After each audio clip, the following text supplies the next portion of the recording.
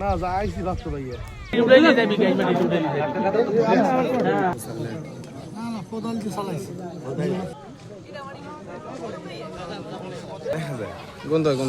হ্যাঁ গেছে না।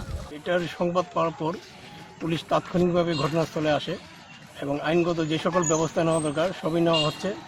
এখনও সুরতান রিপোর্ট আমাদের কমপ্লিট হয় নাই এবং ঘটনা কিভাবে কি ঘটছে এটা এখন আমাদের পক্ষে বলা সম্ভব না। আমরা তদন্ত করে দেখছি, তদন্তের পর বলা যাবে এই ঘটনাটা কিভাবে হলো এবং কারা এই ঘটনার সাথে জড়িত। হত্যাকাণ্ড এটা তো শিওর স্বাভাবিক, কারণ এই লাশটা তো এই মাটির নিচে পাইছি আমরা, কেউ হত্যা করে এখানে রাখছে এটাই মনে হচ্ছে আপাতত। ঠিক আছে, তারপরে সে দিন রাতে নাকি মাছ ধরতো বিভিন্ন জায়গায়। দেখা যাক আমরা কেবলমাত্র এটা প্রাথমিক পর্যায়ে, আমরা পরবর্তীতে তদন্তের পরে বলতে পারবো যে এটা আসলে কীভাবে কী হয়েছে।